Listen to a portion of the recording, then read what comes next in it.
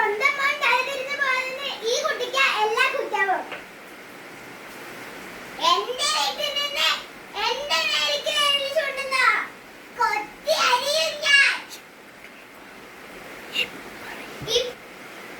ഇപ്പൊ ഇറങ്ങിക്കോണം നീയും നിന്റെ നശിച്ച ജന്മാവ് മൂഷകൻ. ഈശ്വരാ, ഞാൻ എന്ത് തെറ്റ് ചെയ്തിട്ടാ എന്നെ ഇങ്ങനെ ശിക്ഷിക്കുന്നത്?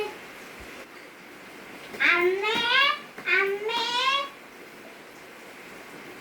അയ്യോ, എന്റെ മോളെ മുറ്റത്തിൽ ഇരുന്നിട്ടാണോ കളിക്കുന്നത്?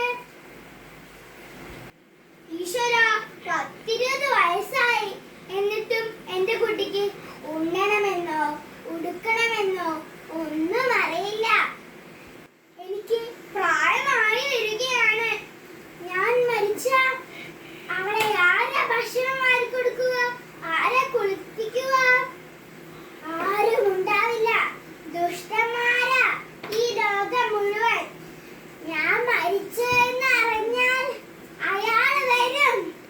അയാൾ വന്നാൽ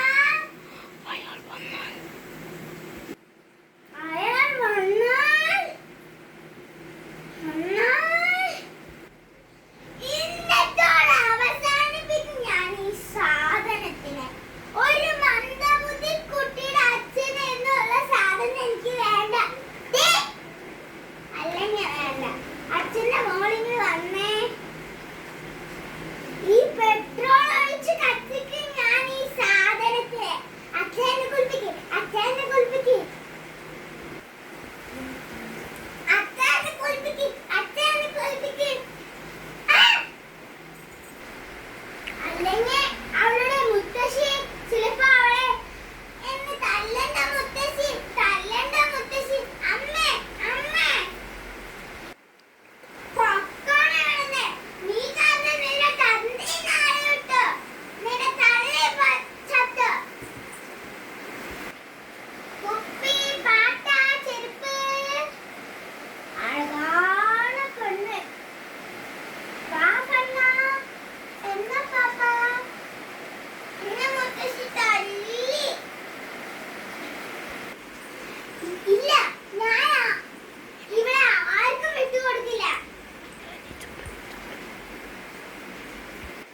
ഞാൻ ഈ ചോറിൽ വിഷം കലർത്തി ഞാൻ എന്റെ ഈ മോളെ കൊല്ലും. മോള് വാ, അമ്മ മോൾക്ക് ഭക്ഷണം വാങ്ങിത്തരാം. എനിക്കാവില്ല എന്റെ മോളെ കൊല്ലാൻ. ഞാൻ അവളെ കൊന്ന അവളുടെ ഓരോ നെരുമ്പുകളും ഇറുകി മുറുകും. മോളിങ്ങ് വാ മോളെ, ഞാന് അമ്മ താരാട്ട് പാട്ട് ഇറക്കാം. വാ വാ ഓ വാ വാ